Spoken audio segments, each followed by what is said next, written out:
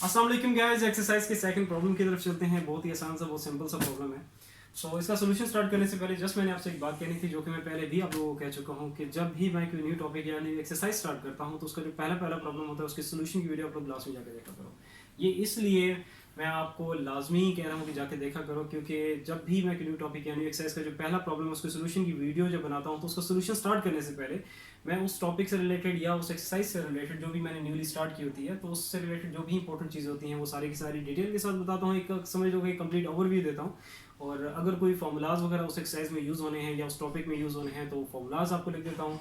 Formulas के बारे में आपको बता देता हूँ, और कोई टेबल्स हैं या कोई जो भी नेसेसरी डेटा होता है, अगर कोई स्टेप्स हैं तो उन स्टेप्स के बारे में बताता हूँ, उन स्टेप्स की इंपॉर्टेंस क्या है, उन स्टेप्स की हमें हेल्प क्यों लेनी है, और उसमें प्रॉब्लम सॉल्विंग टेक्निक्स भी आ जाती हैं और बहुत कुछ आ जाता है। तो वो सारा कुछ मैं डिटेल में जो भी नेसेसरी चीज़ होती है वो बता देता हूँ। इसलिए जब भी कोई न्यू टॉपिक या न्यू एक्सरसाइज स्टार्ट हो तो उसका जो पहला प्रॉब्लम है उसके सोल्यूशन की वीडियो आप लोग जाके लास्ट में देखा करो, क्योंकि मुझे पता है पहला जो प्रॉब्लम होता है एक्सरसाइज या न्यू टॉपिक का वो बहुत ही आसान सा होता है, वो सिंपल सा होता है, इसलिए बच्चे उसकी तरफ नहीं जाते। लेकिन आप लोग पहले वो देख लिया करो ताकि आप लोग एक बेस बन जाए जो नेक्स्ट प्रॉब्लम्स हैं उनके लिए। क्योंकि जब आपके टॉपिक और आपका न्यू टॉपिक यानी एक्सरसाइज के जो आप जितना ही क्वेश्चंस की तरफ आगे जाओगे तो ज़ाहिर पता डिफिकल्टी लेवल इंक्रीज होता जाता है। डिफिकल्टी लेवल बेशक इंक्रीज हो जाए, अगर आपकी बेस बनी हुई है जो कि पहले प्रॉब्लम के सोल्यूशन से पहले जो चीज़ें हैं वो सारी आप लोग गेट कर लोगे तो उसके बाद आप किसी भी प्रॉब्लम पे डायरेक्टली जाओ तो आप लोग इजीली कर लोगे। और जो पहला प्रॉब्लम होता है वो मैं बहुत ज़्यादा डिटेलिंग के साथ भी कराता हूँ, तो आपको ये एक डबल फायदा होगा। एक तो आपकी बेस बन जाएगी और प्रॉब्लम सॉल्विंग टेक्निक्स में आपको पता चल जाएगा कि हम लोगों ने आगे जो नेक्स्ट प्रॉब्लम्स आने हायर प्रॉब्लम्स आने उनको हमें सॉल्व कैसे करना है, बेसिक टेक्निकलिटीज़ क्या होंगी वो आपको पता चल जाएगी, जो कि बहुत ज़रूरी चीज़ है। अच्छा, अब ये चलते हैं इसका एक्सरसाइज का ये सेकंड प्रॉब्लम है। स्टेटमेंट को पहले रीड आउट करते हैं, स्टेटमेंट में देखते हैं क्या चीज़ गिवन है और क्या चीज़ फाइंड आउट करने को क्या है। स्टेटमेंट में यहाँ पे कह रहा है कि डिवाइड करो 20 को इनटू 2 पार्ट्स। मैं अभी स्टेटमेंट को यहीं पे ही स्टॉप कर रहा हूँ, अभी मैं स्टेटमेंट का जो बाकी पोर्शन है उसकी तरफ नहीं जा रहा। तो यहाँ पे ये कह रहा है कि डिवाइड 20 इंटू 2 पार्ट्स। ये जो स्टेटमेंट बेस्ड प्रॉब्लम होते हैं, जो इनको वर्ड प्रॉब्लम कहते हो, इनकी जो वर्डिंग है उस पर सही फोकस रखा करो कि उसमें क्या कह रहा है, क्या उसने गिवन किया है, क्या चीज़ फाइंड आउट करने को कह रहा है। वर्डिंग बहुत सेंसिटिव होती है, अगर कोई वर्ड ऐड या उसमें से कोई वर्ड निकाल दे तो स्टेटमेंट का पूरा सिनेरियो चेंज हो जाता है। It is just like example के तौर पे यहाँ पे देखो, अगर यहाँ पे कहता है डिवाइड 20 इंटू 2 इक्वल पार्ट्स, अगर यहाँ पे इक्वल का वर्ड ऐड कर देता फिर तो क्वेश्चन यहीं पे एंड हो जाना था। आपने जस्ट 20 को डिवाइड बाई 2 करना था और आपके पास आंसर आ जाना था 10। तो इट मींस से कि डिवाइड 20 को 2 पार्ट्स में कह रहा है तो इक्वल पार्ट्स में ये डिवाइड हो जाएगा 10 और 10 के। लेकिन अब यहाँ पे इसने क्या कहा है कि डिवाइड 20 इंटू 2 पार्ट्स, तो मीन्स से इक्वल पार्ट्स भी हो सकते हैं और अनइक्वल पार्ट्स भी हो सकते हैं। मीन्स से अब यहाँ पे हमें क्या करना होगा कि जो 20 के 2 पार्ट्स हैं वो हमें फाइंड आउट करने हैं, उनकी वैल्यू क्या होगी। तो जो भी चीज़ फाइंड आउट करनी होती है, हमारा फर्स्ट टास्क क्या होता है कि उन्हें हम लेट करते हैं। तो पहले नहीं लेट कर देते हैं, लेट कर देते हैं 20 का जो फर्स्ट पार्ट है उसे मैं लेट कर रहा हूँ x, और 20 का जो सेकेंड पार्ट है उसे मैं लेट करने जा रहा हूँ 20 माइनस एक्स।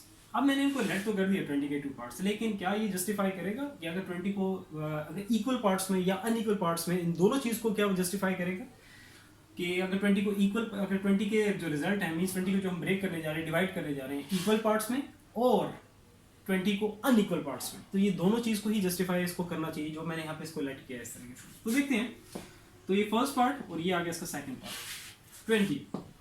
अब ये चेक करने वाला यहाँ पे काम मैं कर रहा हूँ, ये आपको नहीं करना, ये जस्ट आपको समझाने के लिए, ठीक है। 20 के जो फर्स्ट पार्ट है उसको मैंने कहा x, और 20 के जो सेकंड पार्ट है उसे मैंने यहाँ पे लेट कर दिया है 20 माइनस एक्स। ये इसका फर्स्ट पार्ट और ये इसका सेकंड पार्ट। पहले देख लेते हैं अनइक्वल पार्ट्स की बात कर लेते हैं कि मीन्स उसे कि अभी हमें नहीं पता, हमें तो फाइंड आउट करना है। ये जस्ट आपको समझाने के लिए कि जो मैंने लेट किया, लेट ऐसे क्यों किया। लेट सपोज कि 20 को जो हम 2 पार्ट्स में डिवाइड करने जा रहे हैं वो 2 पार्ट्स के हैं अनइक्वल। 20 का जो फर्स्ट पार्ट है उसको मैंने कह दिया कि वो है 6, तो इसका यही x की वैल्यू यहाँ पे पुट करो तो आपके पास यहाँ से रिजल्ट क्या आना चाहिए, क्योंकि 20 लेट्स सपोज है आपका एक वुडन का पीस है आपके पास 20 मीटर का, उसका जो एक पार्ट है वो 6 मीटर और जो बाकी रिमेनिंग बचेगा वो डेफिनेटली आपको कितना होना चाहिए 14 मीटर बचना चाहिए, अगर ये वुडन पीस की जो लेंथ है वो कितनी है 20 मीटर है। तो बीस से अगर ये 6 है तो ये आपको यहाँ से रिजल्ट क्या आना चाहिए 14 आना चाहिए। इस x की वैल्यू भी यहाँ पे पुट करो जो कि 6 है। आप 20 माइनस 6 करोगे तो आपके यहाँ से रिजल्ट क्या आएगा 14, और इनको दोबारा से आप इनको ऐड करो, ये जो 2 पार्ट्स हैं 20 के, इनको जब आप ऐड करो तो रिजल्ट डेफिनेटली आपके पास क्या आना चाहिए 20 आना चाहिए, जो कि आएगा 14 प्लस 6 आपके पास 20 आएगा। मीन्स टू से कि यहाँ पे जो हम लोगों ने लेट किया वो आप देख सकते हो कि अनइक्वल पार्ट्स, अगर 20 के अनइक्वल पार्ट्स में अगर इसको हम डिवाइड करें तो उस चीज़ को जस्टिफाई करें। अब इक्वल पार्ट्स की बात करें कि अब मैं यहाँ पे कह रहा हूँ कि जो 20 को हम ब्रेक कर रहे हैं या डिवाइड कर रहे हैं इक्वल पार्ट्स में, 10 मीटर और 10 मीटर। मीटर जो यूनिट लगाया जस्ट आपको समझाने के लिए, ठीक है। सो मीन्स टू से जो उसका फर्स्ट पार्ट है वो 10 और इसका जो सेकंड पार्ट है यही x की वैल्यू को यहाँ पे पुट करोगे तो यहाँ से रिजल्ट आपको 10 आना चाहिए सेकंड पार्ट में।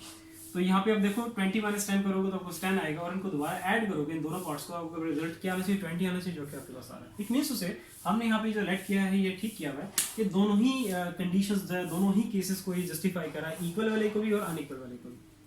ये जो आपका यहाँ पे जो समझाने वाला काम होता है ये मैं इसलिए इस पर टाइम लगाता हूँ क्योंकि अक्सर स्टूडेंट्स को मैंने देखा है कि स्टेटमेंट को देख के उन्होंने रटा लगाया था कि हमें लेट क्या करना है, फाइंड आउट क्या करना है।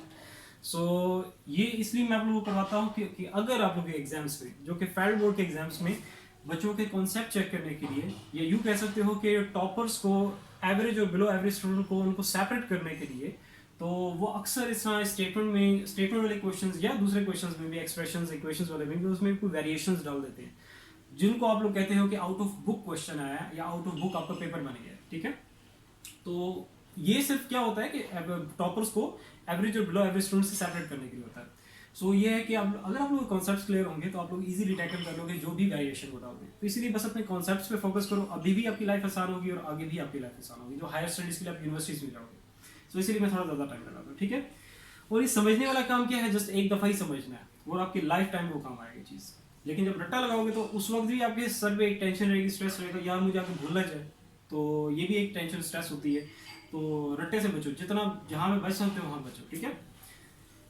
कोई फॉर्मूलाज हैं, कोई टेबल वैल्यूज़ हैं, वहाँ पे बेशक सारी बातें वो याद रखनी होती हैं, आपको वो मेमोराइज करनी होती हैं, उसमें बेशक रट्टा लगाओ। मैं ये नहीं कह रहा कि सारा कुछ जो है आपको सारा कॉन्सेप्चुअल बेस है। मैथमेटिक्स में भी ऐसी कई चीज़ें हैं कि जिनको आपको रट्टा लगाना पड़ता है, याद रखना पड़ता है, मेमोराइज करके रखना पड़ता है, क्योंकि आप लोगों को जब आप लोग एग्जाम्स होते हैं उसमें आपको वो चीज़ अवेलेबल नहीं होती। जैसे आपकी कोई टेबल वैल्यूज़ होगी या आपकी कोई फॉर्मूलाज वगैरह होगी, डेफिनेटली वो आपको याद रखनी है और वो याद करने की जरूरत नहीं, उसके लिए भी स्ट्रेस लेने की जरूरत नहीं है। उसके लिए बस ये है कि आप लोग को मैथमेटिक्स क्या है, प्रैक्टिस है, इट्स ऑल अबाउट प्रैक्टिस करते रहोगे क्वेश्चंस की, फॉर्मूलाज ऑटोमेटिकली आपको याद हो जाएंगे, वो आपके हाथ पे ऐसे बैठ जाएंगे कि फॉर्मूला खुद लिखा जाएगा, ठीक है ना। आप लोग बस ज़्यादा ये देखो, ये सब्जेक्ट ऐसा है मैथमेटिक्स, ये सारा प्रैक्टिस का है, प्रैक्टिस करते जाओगे उतनी ज़्यादा आपको ग्रिप होती रहेगी, फॉर्मूलाज पे भी, आपकी कैलकुलेशन सिम्प्लीफिकेशन पे भी कंसिस्टेंसी आती रहेगी।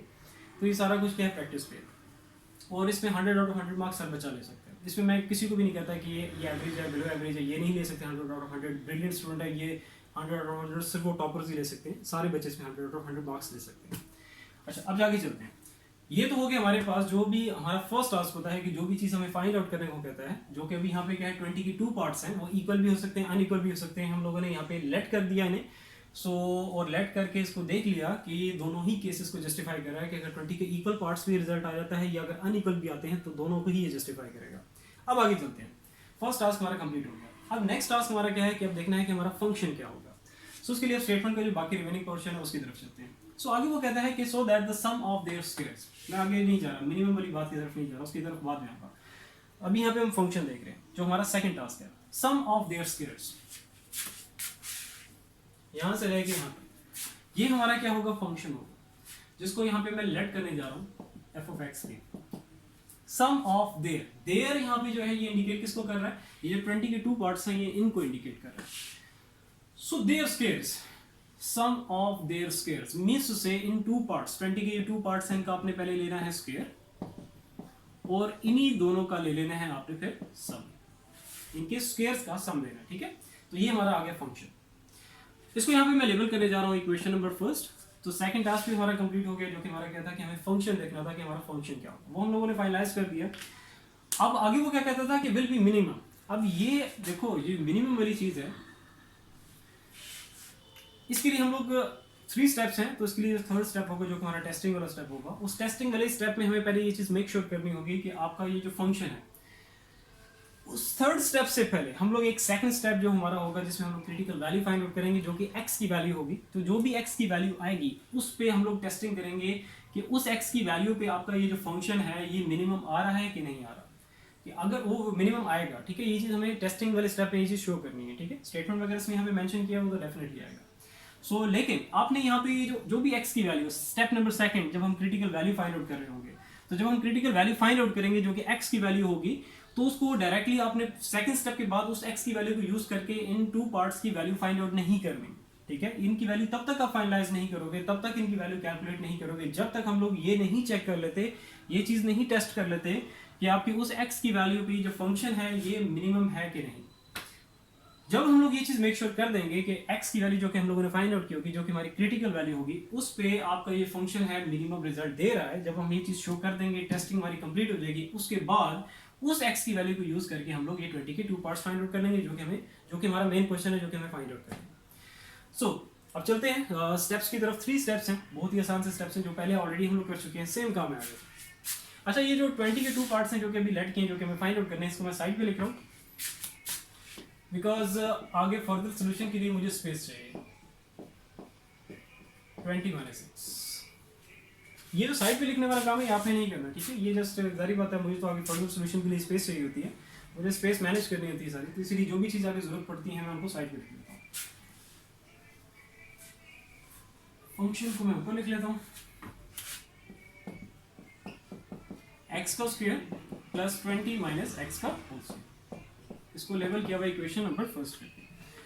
अच्छा, फंक्शन हमारे पास आ गया, इसको इक्वेशन 1 करके लेबल कर दिया। अब चलते हैं अपने 3 स्टेप्स की तरफ। तो स्टार्ट करते हैं step number first. Step number first में हमें फाइंड आउट करना होता है फर्स्ट डेरिवेटिव। ये स्टेप्स वही हैं जो कि हम लोगों ने एक्सट्रीम वैल्यूज वाले जब कोशिश किए थे, तो उसमें हम लोगों ने ये 4 स्टेप्स थे उसमें, तो इसमें उसमें बस ये 4 स्टेप, तो उसमें जो 4th स्टेप है वो जस्ट आपने यहाँ पे नहीं करना, तो फर्स्ट 3 स्टेप्स की हेल्प से आप लोगों ने इसका सोल्यूशन हो जाएगा, ठीक है।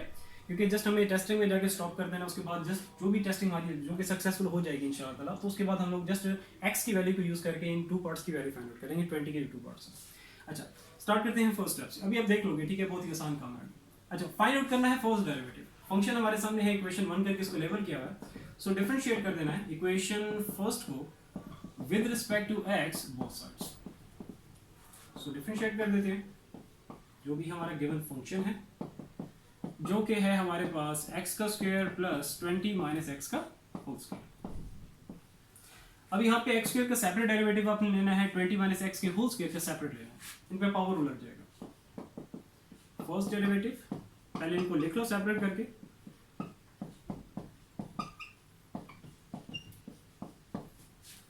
सो पावर रूल, इसका डेरिवेटिव x स्क्वायर का डेरिवेटिव लोगे तो क्या आएगा 2x प्लस इस पे पावर रूल लगेगा, तो आपके पास क्या आएगी पावर, पहले पावर में से एक कम, तो 2 माइनस 1 करोगे 1 पावर मेंशन करने की जरूरत नहीं है, इनटू बेस का डेरिवेटिव। बेस आपके पास क्या है 20 माइनस x, 2x प्लस यहाँ पे भी पावर रूल लगा था, जो 2x मैंने यहाँ पे लिख दिया ना, ये भी पावर रूल ही है कि पावर पहले पावर में से एक कम बेस, क्योंकि x थी उसका डेरिवेटिव 1 आएगा, तो वो लिखने की जरूरत नहीं है आपको, ठीक है। अच्छा, 2x प्लस इसको भी ऐसे ही रहने दो।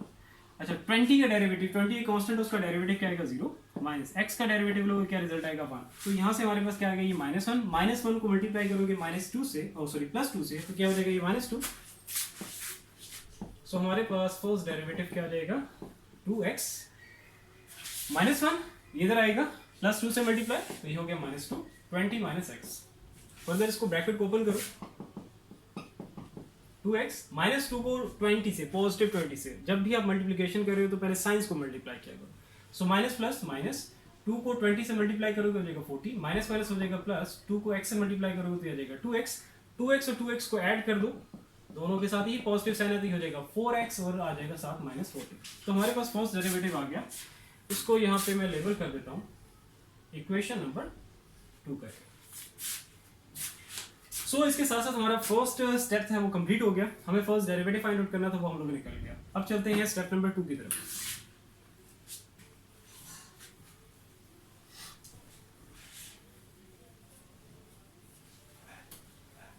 स्टेप नंबर 2 में हम लोग फाइंड आउट करेंगे क्रिटिकल वैल्यूज। स्टेप नंबर 2 अब फाइंड आउट करने जा रहे हैं हम लोग क्रिटिकल वैल्यूज, जिनको हम रिप्रेजेंट करते हैं x से। सो क्रिटिकल वैल्यूज यानी सिंपल वर्ड x की वैल्यूज फाइंड आउट करने के लिए हम लोग क्या करेंगे, पुट कर देंगे फर्स्ट डेरिवेटिव को equal to 0। First derivative already हमारे पास है, वो क्या है हमारे पास 4x - 40, इसको इक्वल टू 0 पुट किया और यहाँ से हम लोग फाइंड आउट कर लेंगे x की वैल्यू। यहाँ पे क्या है लेफ्ट साइड पे 40 के साथ नेगेटिव साइन है, राइट साइड पे जाएगा तो 40 क्या हो जाएगा पॉजिटिव, 4 यहाँ मल्टीप्लाई हो रहा है, राइट साइड पे जाएगा तो क्या हो जाएगा 40 से डिवाइड हो जाएगा 4 और 40, 4 की टेबल पे कट करो आ जाएगा 10। तो हमारे पास x की वैल्यू या कह सकते हैं जो हमारे पास क्रिटिकल वैल्यू वो क्या आ गई है 10। इसको मैं साइड पे लिख देता हूँ यहाँ पे। तो क्रिटिकल वैल्यू अब हमें क्या काम करना है, जो देखो क्रिटिकल x की वैल्यू तुम्हारे पास आ गई जिसको हमने कहा कि हमारी क्रिटिकल वैल्यू। अब इसकी वैल्यू को यूज करते हुए हम लोग जो फर्स्ट पार्ट है 20 का और जो सेकंड पार्ट है वो हम लोग उनकी वैल्यू को फाइनलाइज कर सकते हैं, कैलकुलेट कर सकते हैं, फाइंड आउट कर सकते हैं। लेकिन अभी आप लोगों ने नहीं करना। ये स्टार्ट में मैंने आपको कहा था कि इसके लिए इसको इनकी वैल्यूज को तब तक आप लोगों को फाइनलाइज नहीं कर सकते, तब तक आप लोग फाइंड आउट नहीं कर सकते जब तक हम लोग ये चीज़ मेक श्योर नहीं कर लेते कि एट दिस क्रिटिकल वैल्यू आपका जो फंक्शन है वो मिनिमम रिजल्ट दे रहा है कि नहीं दे रहा। सो अब इसके लिए फिर हम लोग चलेंगे स्टेप नंबर 3 की तरफ, जो कि हमारा होगा टेस्टिंग वाला स्टेप। अब स्टेप नंबर 3 में यहाँ पे करूँगा और जो भी चीज़ें मुझे जरूरत पड़नी है, जरूरत क्या पढ़ना है आपके पास, ये कि क्रिटिकल वैल्यू जरूरत पड़नी है और ये फर्स्ट डेरिवेटिव जरूरत पढ़ना है, इनको मैंने साइड पे लिख लिया। चलते हैं स्टेप नंबर 3 की तरफ। अब स्टार्ट होगी हमारी टेस्टिंग। स्टेप नंबर 3 टेस्टिंग हम करेंगे। क्रिटिकल वैल्यू हमारे पास है जो कि हम लोगों ने फाइंड आउट की हुई है वो टेस्ट। अब टेस्टिंग के दो रूल्स हैं, second derivative rule and first derivative rule. तो आपने प्रायोरिटी हमेशा किसको देनी है, सेकंड डेरिवेटिव रूल को देनी है। So second derivative rule,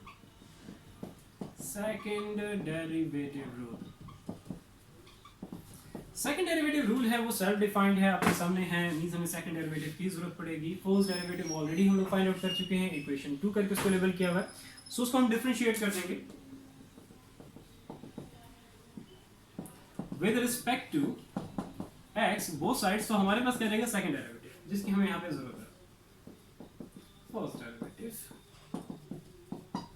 first derivative हमारे पास क्या था, वो था 4x माइनस 40। 4x का सेपरेट डेरिवेटिव लो, माइनस 40 का सेपरेट डेरिवेटिव लेंगे, यहाँ से हमारे पास क्या आएगा सेकंड डेरिवेटिव। 4x का जब आप सेपरेट डेरिवेटिव लोगे, 4 यहाँ पे क्या है कोफिशिएंट, उसको बाहर रखो, डेरिवेटिव किसका ले लोगे x का, माइनस 40 का डेरिवेटिव लोगे, 40 कांस्टेंट, उसका डेरिवेटिव क्या होगा 0, x का डेरिवेटिव यहाँ पे क्या देगा 1 माइनस 0। तो हमारे पास सेकंड डेरिवेटिव आ गया 4। इसको यहाँ पे मैं लेबल कर रहा हूँ इक्वेशन नंबर 3 करके।